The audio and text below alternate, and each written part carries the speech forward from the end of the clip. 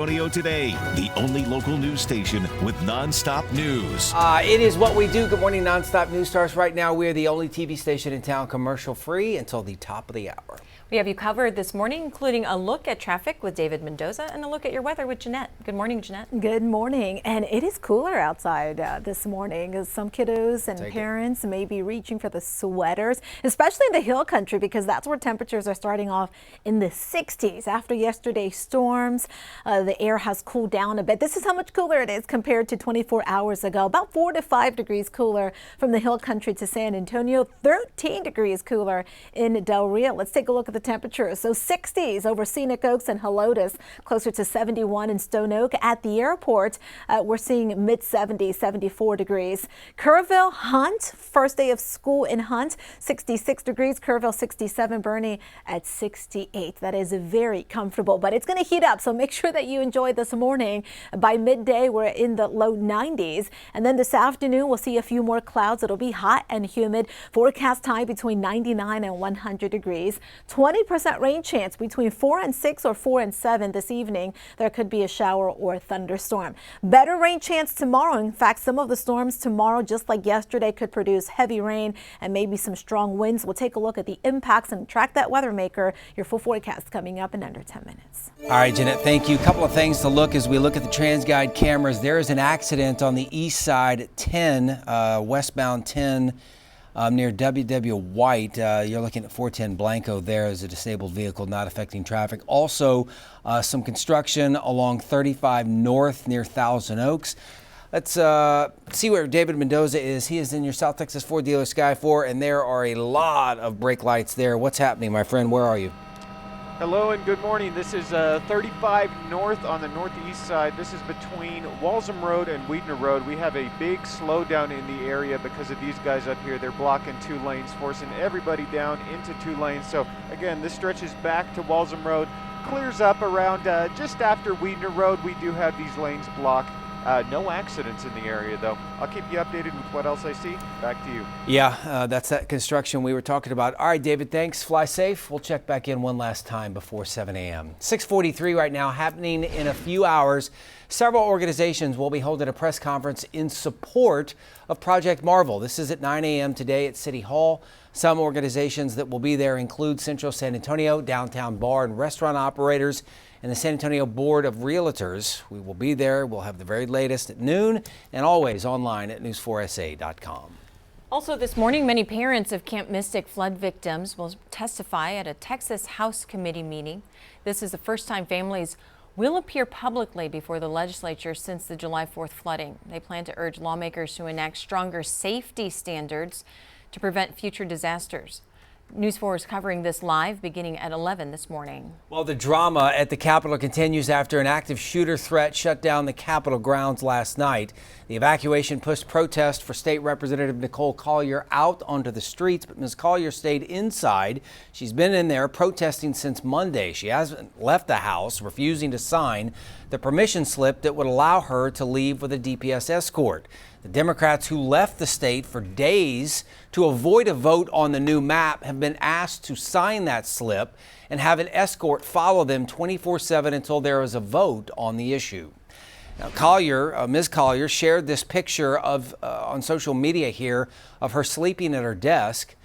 State Representative Cassandra Garcia Hernandez posted on social media about Representative Collier, saying in part, quote, "This woman doesn't rest. She's been on TV, podcasts, live stream, FaceTimes, phone calls, making sure that Texans and people all over the nation know that we will not be intimidated and we won't be deterred." She goes on to call her a true profile and courage.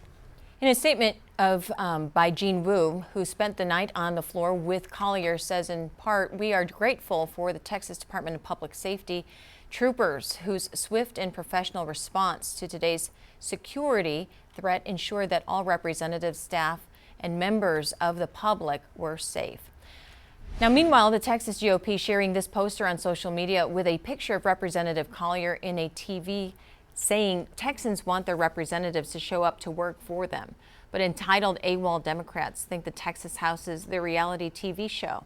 The House will reconvene at 10 this morning if the House votes on the redistricting maps that will end of state representatives having to be escorted by DPS. Emma Allen at the live desk. We continue to watch the path of Hurricane Erin, especially as it nears the East Coast. This is a live picture out of Delaware. The East Coast is where the hurricane is expected to produce life-threatening rip currents along beaches. The National Hurricane Center says Erin, now classified as a Category 2 storm, has maximum sustained winds of 100 miles per hour. And though it's not expected to make landfall, the storm is prompting officials to close beaches there due to massive waves and potentially deadly rip currents, just as families take their final vacations of the summer. Officials declaring a state of emergency in North Carolina as they prepare for the possible impacts from the hurricane. And the governor there expected to hold a press conference in just a few hours to talk about the resources and help that's expected to come their way as they prepare for the storm. That is the latest from the live desk. All right, Emma, thank you. New this morning, a 20-year-old man facing charges for allegedly sexually assaulting a teenager that he met online. So back in June, the father of that girl, a 15-year-old, told deputies his daughter got into a car with Jeremiah Levis outside their home. He allegedly assaulted the girl. Police ID'd him because the father took a picture of his license plate. Now, again, he's in jail facing charges of sexual assault of a child.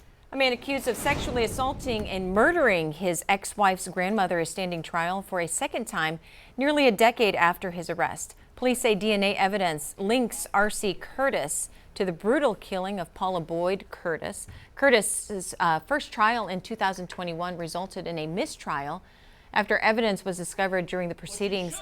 It wasn't given to defense lawyers. His lawyers say evidence will show he's not the killer. What you should hear is the police know that the murder was videoed, and on that video there were two tall, skinny guys that did it.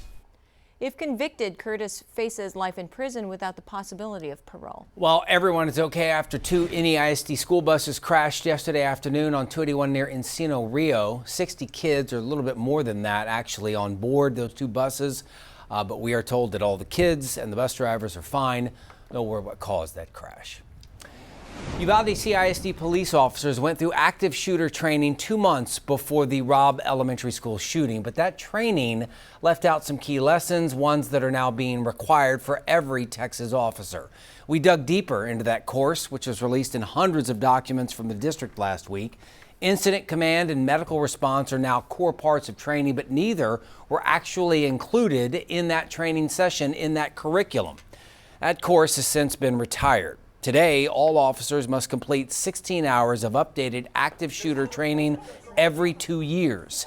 CJ James leads several of those courses. He says what happened at Robb Elementary School sparked changes. Closed doors became a priority because of Uvalde.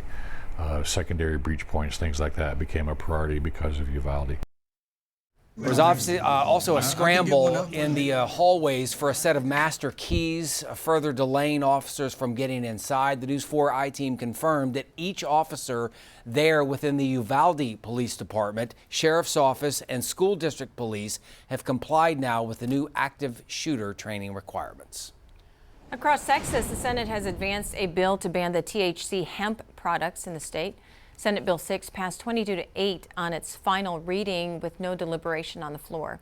It comes just days into the second special legislative session. An identical bill passed the Senate in the first special session, but died after House Democrats broke quorum in protest of the congressional redistricting push. In a statement, Lieutenant Governor Dan Patrick says Senate Bill 6 has been a top legislative priority because the Texas Senate refuses to allow bad actors to use loopholes in agriculture law. Senate Bill 6 will now move to the House. Meanwhile, Lieutenant Governor Dan Patrick announcing he will run for re-election. He served 2 terms as a state senator from Harris County before beating then Lieutenant Governor David Dewhurst in 2014. Across America, more National Guard troops are arriving in Washington, D.C.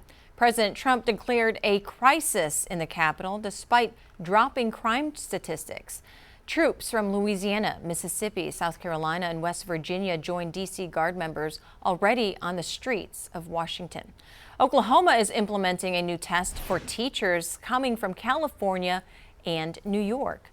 The test is meant to protect against radical leftist ideology. Questions include topics on the U.S. Constitution and gender ideology. Critics are calling it a MAGA loyalty test.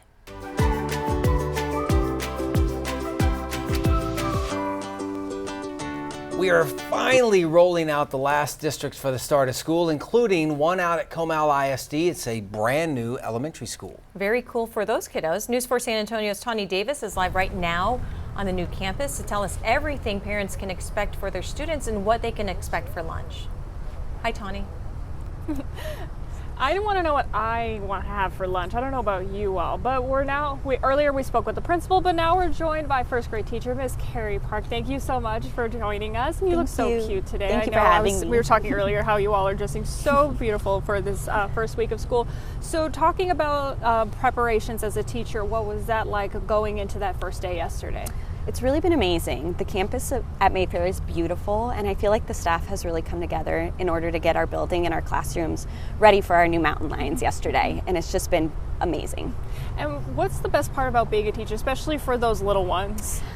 Being a teacher is my favorite thing. It's so amazing to just be able to build those relationships with those students, and especially in first grade and throughout their elementary career, seeing how much they grow and just seeing the connections that we're able to make with them.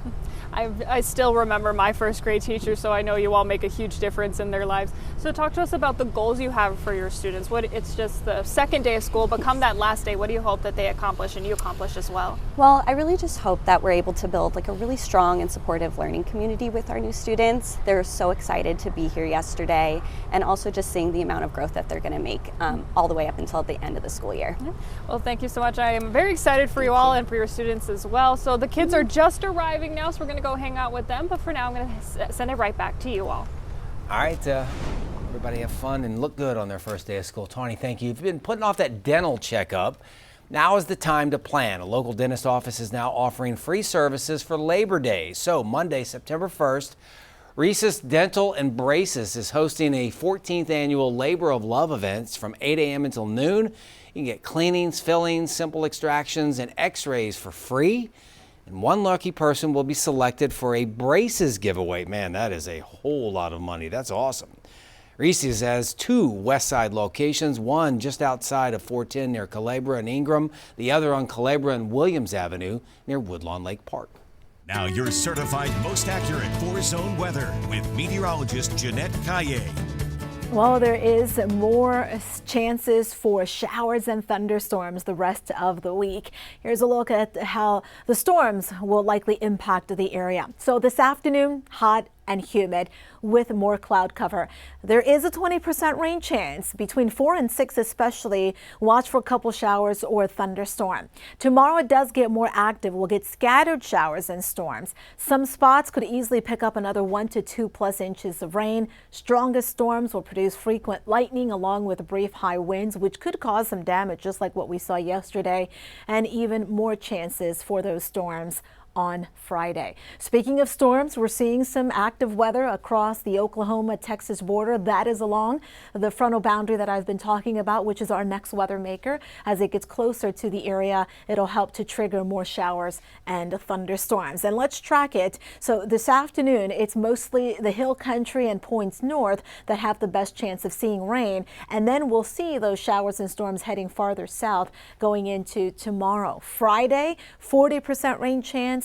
And then as we go into the weekend, we do get some drier air, maybe an isolated shower or thunderstorm Saturday, but certainly drier for Sunday and Monday. Next Tuesday and Wednesday, we'll likely watch another front coming in from the north. This one may stay to the north of us, and it could provide some significant cooling for North Texas.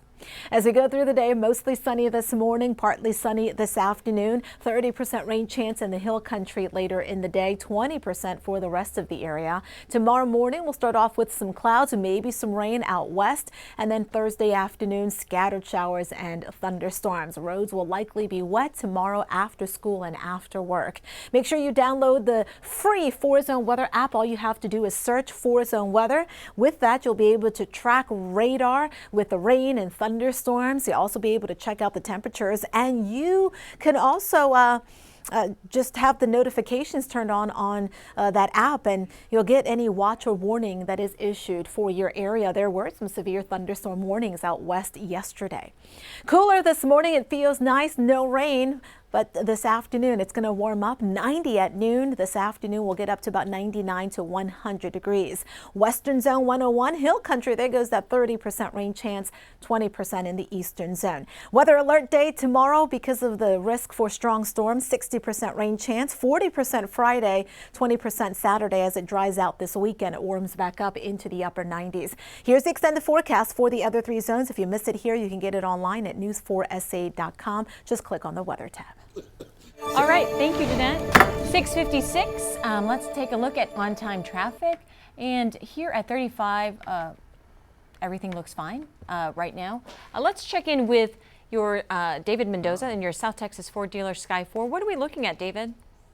Hey, good morning. This is a disabled garbage truck over here on 10 West, just after 410 on the east side. Not an accident, just a disabled vehicle in the final stages of clearing. We have 2 lanes blocked right now, and traffic is backing up. Throughout the city, we have a couple more hot spots. But that's it for me over here in the chopper. Drive safe and have a great day. Back to you. All right. I guess David is looking and keeping an eye on traffic for us. The garbage truck disabled is bad for 2 reasons. A, it's blocking traffic, and B, more importantly, it's not getting to pick up the garbage. Right. It's not, it's is- recycle day for me. Oh, is that what it Yeah. is? Okay. Did you take it out? Yeah, I did. You did this morning? I did. Yeah. So my neighbors typically take it out the night before. Yeah, that's what I do. Yeah, I can't take it. I can't do it early in the morning. No? No. No, that's me. No way. Sorry if I woke up anyone. Thanks for joining us. We'll see you at noon.